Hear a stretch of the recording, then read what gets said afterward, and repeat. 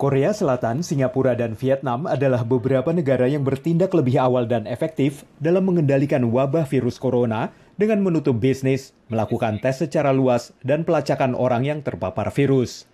Hasilnya, menurut para ekonom, negara-negara ini paling berhasil dalam membuka kembali perekonomiannya.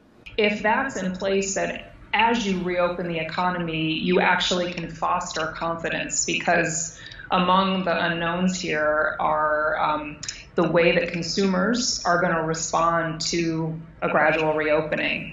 Negara-negara maju di Asia, Eropa, dan Amerika Utara telah memberikan bantuan besar-besaran bagi bisnis dan para pekerja untuk mengkompensasi hilangnya pendapatan selama penutupan ekonomi. Negara seperti Jerman mempertahankan tingkat pengangguran relatif rendah dengan membayar kembali perusahaan-perusahaan agar para pekerja mereka yang menganggur bisa tetap digaji. Amerika Serikat kehilangan banyak lapangan kerja selama pandemi dan jumlah warga yang meminta tunjangan pengangguran mencapai 36 juta lebih hingga pertengahan Mei. Adanya kesenjangan dalam program-program ini membuat banyak warga Amerika semakin tergantung pada bantuan makanan. Sementara negara berkembang yang berkutat melawan kemiskinan sebelum pandemi terpukul oleh penurunan tajam ekspor global dan pariwisata dunia. PBB memperingatkan adanya bahaya kelaparan dan telah meminta bantuan kemanusiaan hampir 7 miliar dolar untuk membantu mereka yang paling berisiko.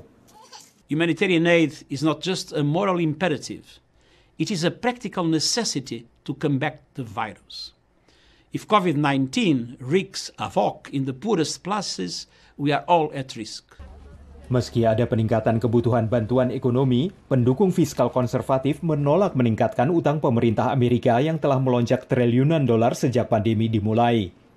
Mereka memperingatkan pengeluaran tidak terduga memerlukan kenaikan pajak, dan langkah penghematan akan memperlambat pertumbuhan ekonomi di tahun-tahun mendatang.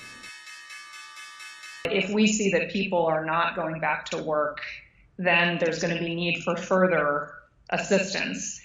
And at that point, you start to get fatigue is one of the things that you'll hear mentioned. Hingga vaksin virus corona atau pengobatan yang andal bisa ditemukan, menurut para ekonom masih sulit untuk memperkirakan berapa lama atau seberapa parah penurunan ekonomi akan terjadi.